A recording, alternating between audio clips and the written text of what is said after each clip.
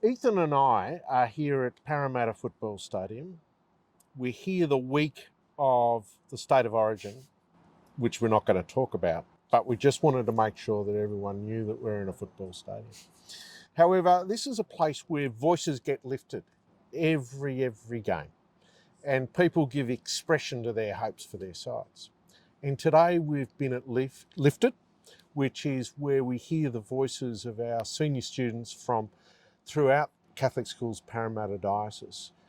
And I'm really interested, Ethan, about what's the power for you in having voice in Catholic education? And do you feel it's made a difference when you've been able to raise your voice? Of course. Um, yeah, I've been pretty lucky that being in a K to 12 school, I've always had many opportunities where I can stand up and try out and be part of something bigger. Often in my younger years, that was assisting the older leaders, but as I grew up, that was running it myself. And what I found in those situations is the buy-in you get from students when it's something they do is significantly more than when it's just staff alone. Yeah. We always have the support of our staff, which is amazing, but by having students organize stuff themselves, by having them speak, by having them kind of arbit the change, it lets them really take it on board because they've done it. We recently opened our new library area, Yep. and what we did is the teacher set no rules. We sat down with year 11 and 12 because this section of it was year 11 and 12 only, and we made them come up with the rules.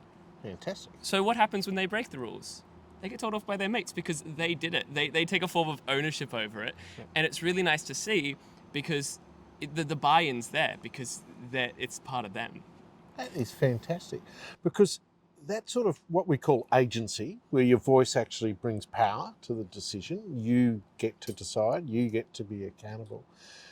The idea of Lifted that we've been talking about this morning is about, well, how do we shape the Church of Parramatta? And we've had the Bishop here and I've been here.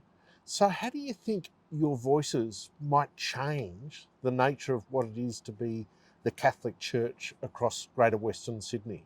Of course. Well, I think the opportunity to have a synod in general is an amazing opportunity that I've also been sharing quite broadly throughout my school, encouraging them that if they have problems, if they have things, now's the time where we actually have the opportunity for our voice to go directly to where it needs to go.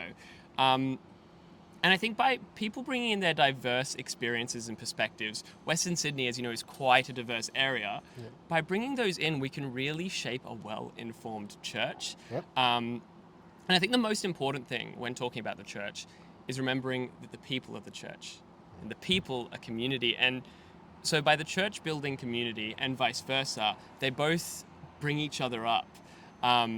And I feel like that can happen in any way. It can happen in concerts. It can happen at events like this. I love being able to meet and discuss and learn more about my fellow leaders.